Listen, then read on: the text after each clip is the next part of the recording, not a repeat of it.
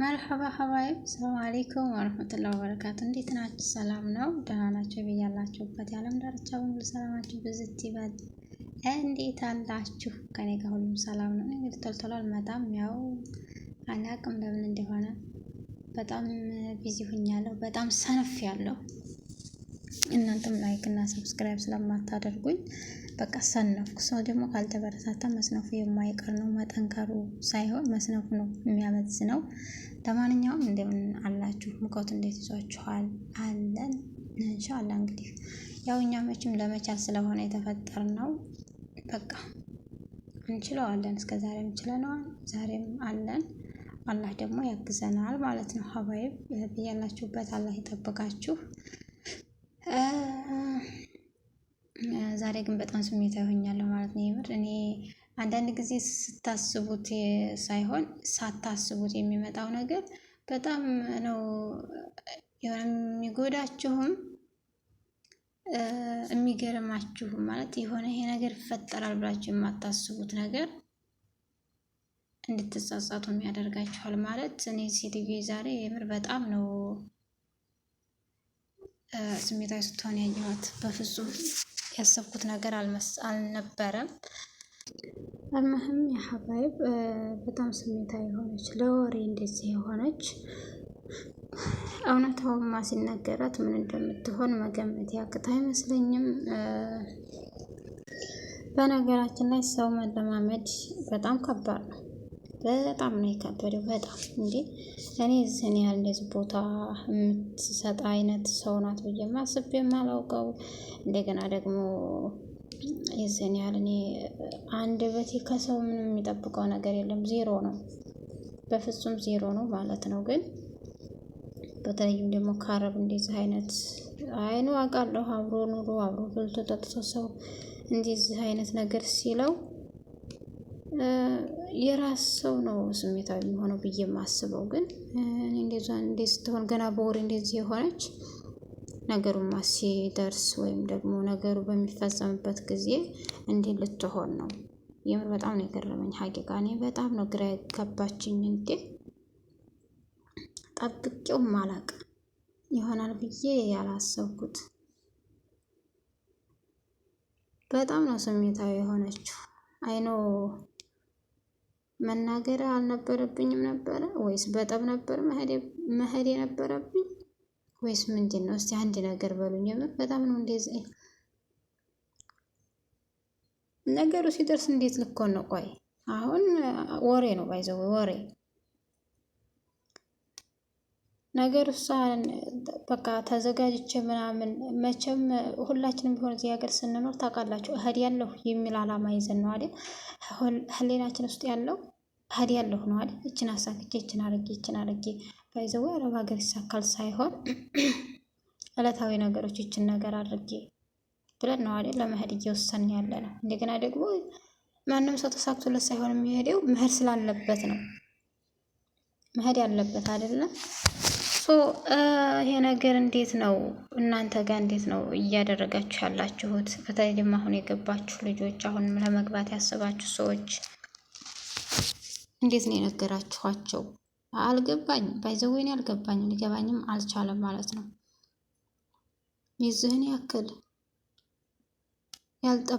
ያልጠበቅኩት ማለት ነው። እንደዚህ አድርጎ አንድ ሰው ለምሳሌ ይሆናል ብዬ የማስበው እኔ ምንድነው አንድ ሰው ጥሩ ጓደኛ ሆኖ ሲለየው በጣም ሊያለቅስ ይችላል። እኔ እኮ ሸቃላ ኧረ ወይኔ አልገባኝም። ወላሂ ሸቃላ እኮ ነኝ። እንዳለ ምግብ ማለት ነው ሀባይ ምግብ አቅርቤ ዘጋኝ አልኳችሁ፣ ዘጋኝ። የእውነቴን ነው የምላችሁ። የዚህን ያህል ስሜታዊ ያደረገችኝ መብላት አቃተኝ። የምር አንጀቴን ያሰፈሰፈችኝ። ነገሩ ቢሆንስ ነው አሁን የኔ ጥያቄ፣ ነገሩ ቢሆንስ? በቃ አልገባኝም ወላሂ። እስቲ እናንተ ጋር ይሄ ነገር ሆኖ ያውቃሉ? ሀገር የገባችሁ ካላችሁ የኔን ቪዲዮ የምትከታተሉ ልጆች፣ በነገራችን ላይ አብዛኛው ኢትዮጵያ ሰው ነው የሚከታተል፣ ለዛ ነው እየቆጠረ ያለው ነው። ለማንኛውም እስቲ አንድ በሉኝ እናንተ ያጋጠማችሁን ነገር አንድ በሉኝ። ሰው ሲንቀሳቀስ መቼም የሆነ ነገር ያጋጥማል። አላህ ከመጥፎ ነገር ይጠብቀን፣ ከመጥፎ አጋጣሚ ይጠብቀን። ሰው ለሆነ ነገር ሲነሳ ወጣ ወይም ደግሞ ሀዴት የሆነ ጀው ቀየር ሲያደርግ የሆነ ነገር ሲቀይር ምናምን የሆነ ነገር ሊያጋጥመው ይችላል። ግን አላህ ኸይር አጋጣሚ ያደርግልን። ዱዓ አድርጉ በዚሁ አጋጣሚ ማለት ነው። ሌላው ደግሞ ሰሞኑን በቲክቶክ መንደር የተወሰወስኩባቸው ሰዎች በቃ ተወሰወስኩ ማለት ነው። እኔማ እኮ ማን ነው በነገራችን ላይ ሰሞኑን የሉም። ቲክቶክ በራሱ ሳይናፍቃቸው አይቀርም። በቃ ቲክቶክ በራሱ እነዛን ሰዎች ናፍቋል። ፈልጉለት እነዛን ሰዎች ኢምራን እና መሰሎቹ አላቅም። ወደ ኡምራ ምናምን መጥተዋል መሰለኝ። አይኑ ተመልሰዋል አላቅም። እዚህ ሆናቸው አላቅም። እና ቲክቶክ ናፍቋል። በቃ እናንተም ብላችሁ ንገሯቸው፣ እንደዚህ ሰፖርት የምታደርጓቸው ሰዎች ማለት ነው። እና እንዴት ነው? አረ እንዴት ነው? ኦ ማይ ጋድ! እንደው ፈጣሪ ጨማምሮ ይስጣቸው እውቀታቸውን። የምር እንዴት ነው? እንዴት አባታቸው መሰላቸው የሚያምሩት በፈጣሪ። ለካ እውቀት በራሱ ማለት ነው። እውቀት ስላስተማሩ ሰዎችን እውቀት ስለሚሰጡ ሳይሆን እውቀት በራሱ ግርማ ሞገስ አለው ብቻውን ማለት ነው። ሀባይ እና የምር በጣም ነው ያስደሙኝ ሀቂቃ ማለት ነው። ያ ሁሉ ስድብ እየነገሰባቸው፣ ያ ሁሉ ስድብ እንትን እያለባቸው፣ ያኔ እየወረደባቸው እየረገፈባቸው እነሱ ማስተማር ልክ ከዚህ በፊት እንግዲህ ሁሱን አይታችሁታል። ያውም እሱ ብቻውን አንድም አጋዥ አልነበረውም፣ ግን አለን አሉት። ኦማይ ጋድ አላህ ያብዛቸው። የምርዶ አደርጉላቸው በዚሁ አጋጣሚ ሀባይ በእውነት ውሸትን ረግጦ መሄድ ጀግንነት ነው። የሚገርመው ነገር እኮ ደግሞ እሱ ብቻ አይደለም፣ ፈታ ነው የሚያደርጉት። በቃ ፈታ እኔ ይቅርታ አድርጉልኝ፣ ፈታ ነው የሚያደርጉት። ጠያቂ የሚጠይቁት ጥያቄ አይመልሱትም ብለው የጠየቁትን ጥያቄ ሲመልሱ ፈታ እያሉ ነው የሚመልሱት። ደግሞ እኮ የሚገርመው ነገር ታሄዳችሁ እነሱ ቤት ጥያቄ ጠይቃችሁ መመለስ ብቻ አይደለም፣ ማወቅ ብቻም አይደለም፣ ፈታ ብላችሁ ተዝናነታችሁም ነው የምትመጡት። እንዲህ ዝም ይቻላል እንዲህ አይነት ነገር ታውቃላችሁ።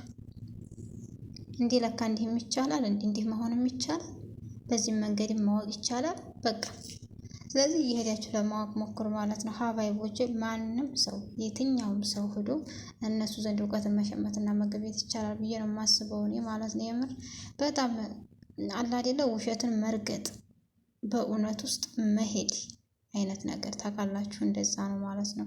ሶኔ መቼም አላህ ይጨምርላችሁ። ሀቂቃ እንደነሱ አይነት ልጆችን አላህ ያብዛልን ብቻ ሳይሆን እነሱን እያዩ የሚማሩ ልጆች ይስጡን። ልጆቻችሁ እነሱን ቢያዳምጡ እንደሱ ነው የምሆነው፣ በቃ እንደዛ እንደ ልጅ ነው የምሆነው ማለትን ነው እንትን የሚሉት የሚቀድማቸው ማለት ነው።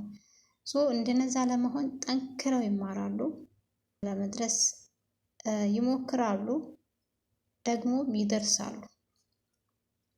የልጅ አንደበት ታውቃላችሁ ፈጣን ነው። ስለዚህ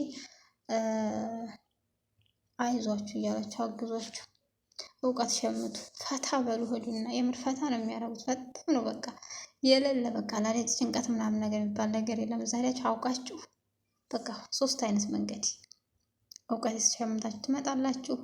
እንደገና ደግሞ ውሸት የሆነውን እውነት እውነት የሆነውን ነገር አውቃችሁ ትመጣላችሁ።